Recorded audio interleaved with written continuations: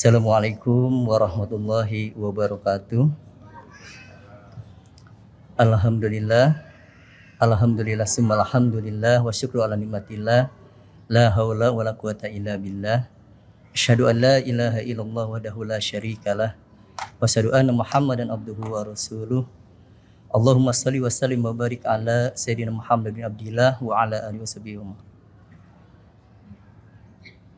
Qala Allah ta'ala fil Qur'anil Karim, a'udzu billahi minasyaitonir rajim. Ittaqullah haqqa tuqatih wa la tamutunna illa wa antum muslimun. Wa qala Nabi sallallahu alaihi wasallam, innal halala bayyinun wa innal harama bayyinun wa bainahuma umurun mustabihat. Al hadis. Alhamdulillah, kita selaku umat Islam, tentunya Bapak Ibu hadirin semuanya, mempunyai keyakinan ketika kita hadir saat ini itu bukan kebetulan, bukan rencana kita yang sudah matang oleh kita rencanakan di waktu malam hari. Tapi kita mempunyai keyakinan bahwa hari ini, saat ini, detik ini sudah tercatat kita di Lauhul Mahfuz sebelum alam semesta tercipta, sebelum kita tercipta oleh Allah Subhanahu wa taala. Dan alhamdulillah, puji syukur tentunya kita sampaikan kepada Allah Subhanahu wa taala, kita hari ini masih diberi kenikmatan-kenikmatan yang Allah berikan kepada kita. Tentunya ada 4 kurang lebih nikmat yang harus kita syukuri setiap saat, setiap harinya. Bapak Ibu hadirin, kita diberi nikmat Islam dan iman. Tentunya nikmat ini adalah nikmat yang tidak semua makhluk Allah diberikan oleh Allah Subhanahu wa taala. Alhamdulillah, kita hadirin yang hadir hari ini, insyaallah kita diberikan nikmat iman dan nikmat Islam. Yang kedua tentunya nikmat kesehatan, sehat lahir dan sehat batin. Juga sama saudara kita di luar sana, di rumah sakit, di rumahnya tentu ada yang sedang sakit. Dan alhamdulillah kita hari ini masih diberikan nikmat kesehatan lahir dan batin. Dan yang ketiga tentunya Allah Subhanahu wa taala memberikan kita kenikmatan waktu luang, waktu senggang, waktu yang bisa dipakai hari ini untuk berzikir, bertolabul ilmi, dan mencari sesuatu yang diridhai Allah Subhanahu wa taala. Karena mungkin saudara kita banyak sekali di sana dengan kesibukannya terus-menerus mencari nafkah, melupakan ibadah kepada Allah Subhanahu wa taala. Tentunya nikmat yang ini juga harus kita syukuri. Kita masih diberi waktu yang luang, yang senggang, bisa hadir hari ini. Hadirin rahimakumullah. Di mukadimah tadi ada hadis yang disampaikan oleh kami, yaitu innal halala bayyinun wa innal harama bayyinun. Sesuatu yang halal itu sudah jelas, dan sesuatu yang haram itu juga sudah jelas. Tentunya ini jadi patokan buat kita yang masih sibuk, yang masih terus-terusan bersosialisasi dengan keduniaan. Ternyata bab halal dan bab haram itu sudah jelas di Al-Quran, di Al-Hadis, dan juga dari para ulama itu sendiri. Dan poin ketiganya yaitu wa bainahuma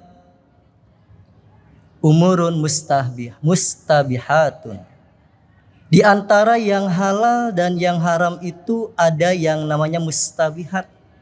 Ya. Perkara yang ragu-ragu, perkara yang itu tidak jelas halal dan haramnya. Tentunya kita selaku umat Islam itu harus menjaga dan menghindari perbuatan itu tersebut. Karena sesuatu yang ragu-ragu, yang tidak jelas haram sama halalnya, itu tentu akan membingungkan, akan membuat kita mendekati hal-hal yang diharamkan Allah. Sebuah contoh di hadis tersebut, ini ada di hadis Arba'in Nawawi, ya, hadis yang ke-6. Ada seorang pengembala mengembala hewannya itu di sekitar tanah yang diharamkan, maksudnya yang tidak boleh dimasuki, diharamkan oleh yang mempunyai itu tanah. Si pengembala ini tiap hari terus-terusan mengembala itu di sekitar tersebut. Dan ini alhasil sedikit demi sedikit itu hewannya akan masuk ke tanah yang dilarang itu. Ini suatu contoh bahwasanya kalau kita hidupnya itu di sekitar antara halal dan haram, maka itu akan mendekati hal yang diharamkan Allah. Mungkin contoh di rumah kita, terkait kehalalannya, ketika kalau seorang orang tua itu mempunyai makanan dimasukkan ke sebuah kulkas, itu tentunya bahwa makanan minuman itu sudah dihalalkan untuk anaknya juga. Tapi terkait dengan isi kulkas yang diisi oleh anak-anak kita, anak pertama kita, anak kedua kita, anak ketiga kita, dan sebagainya. Ketika anak pertama kita membeli suatu makanan minuman dimasukkan ke kulkas, ini tentunya akan berakibat ketika ke adik-adiknya ini akan mengalami mustabihat. Ketika nanti diambil, itu makanan punya kakaknya. Ketika diminum atau dimakan, ini sudah masuk hal yang tidak jelas halalnya, karena ketika adik kakak itu mempunyai masing-masing. Makanya kalau ya kita ditakdirkan punya kulkas besar, mungkin bisa disekat ya, ini punya kakak, punya adik itu. Tapi kan di rumah kita rata-rata punya satu, dan itu bebas ya. Makanya mungkin kita mengumpulkan anak-anak kita, di mana ketika suatu seperti ada perjanjian atau ada bahasa islah ya. Ketika nanti anak kita, adik kakak itu memasukkan makanan atau minuman ke dalam kulkas, diislahkan saja gitu kan. Kalau tidak, kasihan ke adiknya atau ke kakaknya yang memakan meminum makanan yang dalam kulkas itu. Ketika anak kita sudah balik dua-duanya, ini kan berakibat dengan ke dosa ya. Kalau misalkan seorang kakak tidak mengislahkan makanannya, minumannya dimakan oleh adiknya atau sebaliknya. Itu hal-hal yang satu contoh dari mustabihat. Nah, ibu bapak hadirin rahimahumullah, tentunya di kehidupan sehari-hari kita, di pekerjaan kita yang sebagai guru, sebagai aparat pemerintah, sebagai pedagang, tentunya hal-hal yang ini harus kita perhatikan, harus kita pahami di sekitar kita mana yang halal dan mana yang haram. Untuk menjaga ketika kita terjerumus ke hal yang demikian, itu akan mendekatkan kita ke yang diharamkan oleh Allah Subhanahu wa taala. Kita berdoa kepada Allah Subhanahu wa taala tentunya bahwa kita bisa ditakdirkan oleh Allah untuk menjadi muslim muslimat yang ahli thalabul ilmi. Karena semuanya itu patokannya ada di mencari ilmu. Di mana ketika bab sholat, orang yang sholat tidak diterima karena sholatnya tidak memakai ilmu. Orang yang berjual beli itu nilainya kan berpahala. Niatnya itu untuk mencari sesuap nasi bahasanya, itu mencari ridha Allah Subhanahu wa taala, untuk keluarganya tentu bernilai pahala. Tapi ketika seorang pedagang tidak mempunyai ilmunya, tentunya sedikit demi sedikit akan memakai hal segala cara bahasa kita itu. Apa itu caranya makruh atau keharam, tentunya akan dilaksanakan ya. Makanya mungkin untuk kita semuanya yang hari-hari ini, mari bersama-sama kita rajinkan thalabul ilmi. Karena di zaman sekarang itu Bapak Ibu mencari ilmu itu sangat mudah. Kalau kita punya HP, tentunya insya Allah ya kita sudah punya. Kita manfaatkan HP kita itu ketika mengklik YouTube ataupun ilmu di HP itu sangat luar biasa. Kita ingin mendengarkan ceramah dai-dai, ulama-ulama yang luar biasa, yang terkenal, mudah.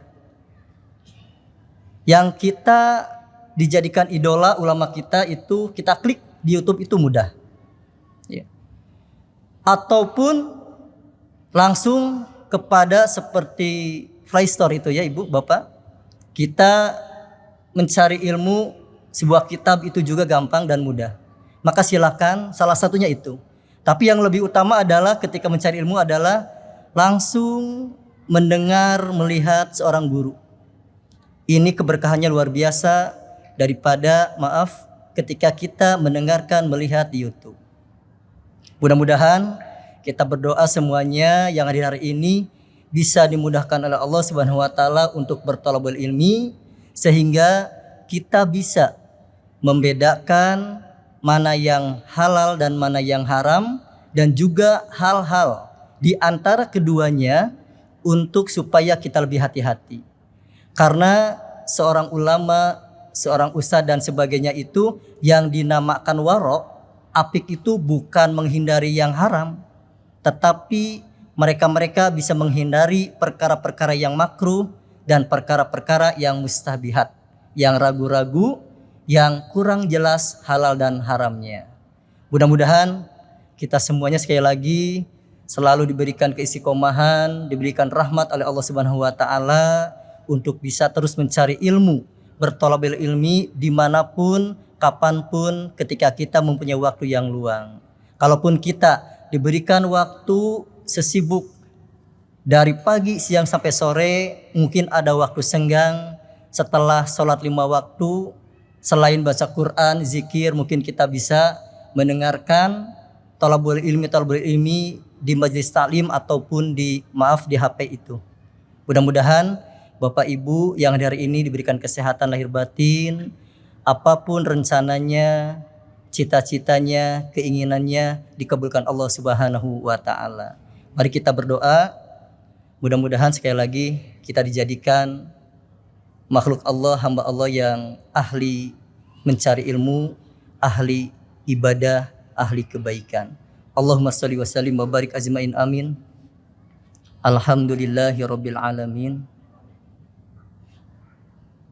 Allahumma yasir umurana ya Allah.